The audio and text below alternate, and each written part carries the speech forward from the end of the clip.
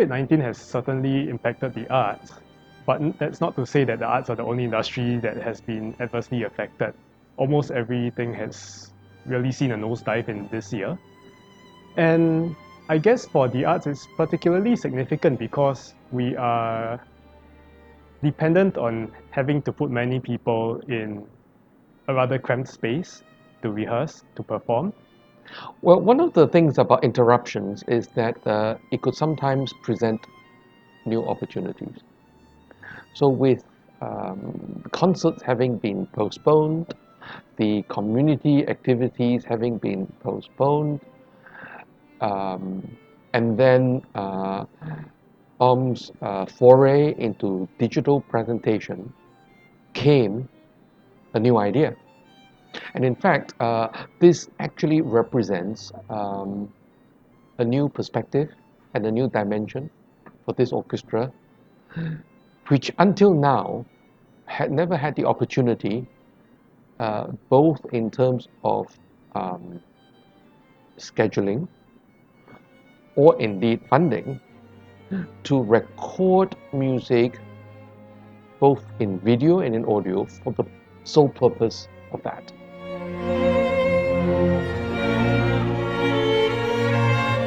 We play orchestral music, and all of us as musicians recognize that orchestral music is such a gift to enjoy, not only by playing but also while just going to a concert hall.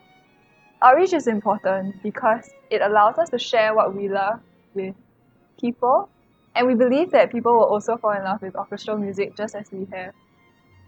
Basically, we've just been trying to find every available opportunity, to lower the barriers for our audience, whether it's in the form of publicity or in the form of maybe the concert booklet.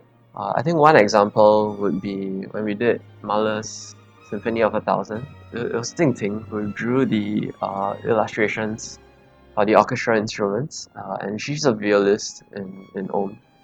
And I think we all came together and realized that, actually we can create something in-house that's of a high quality, that is interesting to that has broad appeal for young people, even like older people who were there in the concert hall for the first time really appreciated it.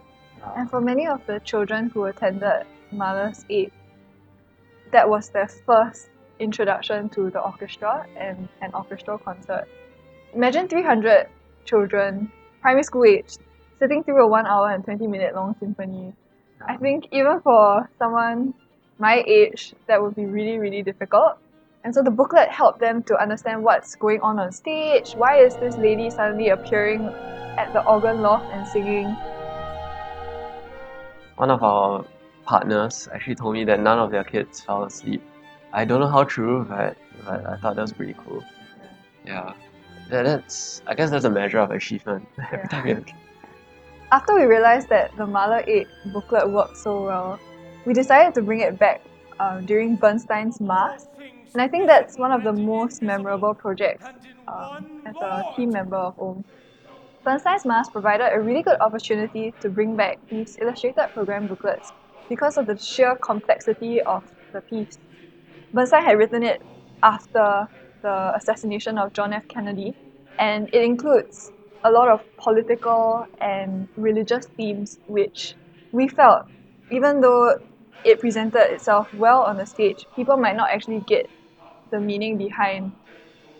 The booklet allowed us to present these facts in a very quick way so that people, when they enter the concert hall, they could quickly digest the information and then sit back and relax and enjoy the semi-stage production. One really memorable incident is when Prof. Chan's friend told him that her son had picked up the illustrated guide and her husband had picked up the normal program booklet.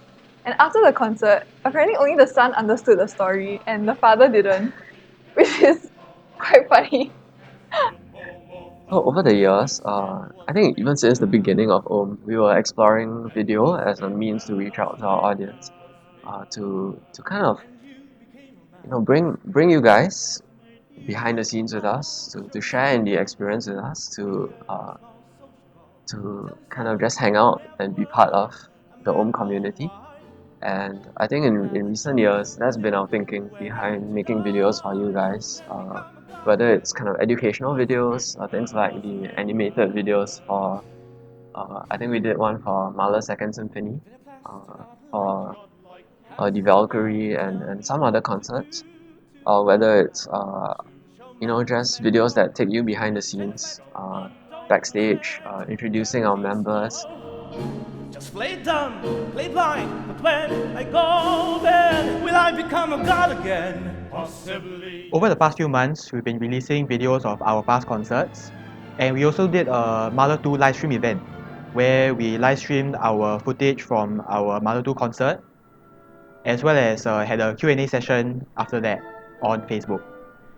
During the live chat and the Q&A session, many of our viewers expressed a lot of enthusiasm to see new content from us in the future. We've also made several interactive posts on our social media, such as our Instagram Om Bigo Challenge, which gained quite a lot of popularity among our ex-campers as well as our own members. We've also reached out to many of you through our Instagram stories via polls and open-ended questions and asked you to share your thoughts about Om. And these gained quite a few responses, which we have also shared on our social media. It's been really great to see so many positive responses from all our recent outreach efforts, ranging from social media to our YouTube videos. As an orchestra, our main platform for connecting with the audience is the concert stage. However, due to COVID-19, concerts with a live audience cannot happen. And so, during this time where we are unable to reach out to our audience inside the concert hall, we have stepped out our efforts to reach out to our audience via social media. So to all of you who have responded in some way or another to our publicity efforts recently, thank you all for your support. And we know that you are all excitedly waiting for more content from us, so don't worry, we do have more in store for you. So stay tuned. So how would you like us to engage you? Leave a comment or speak to us via our social media platforms. We would love to hear from you.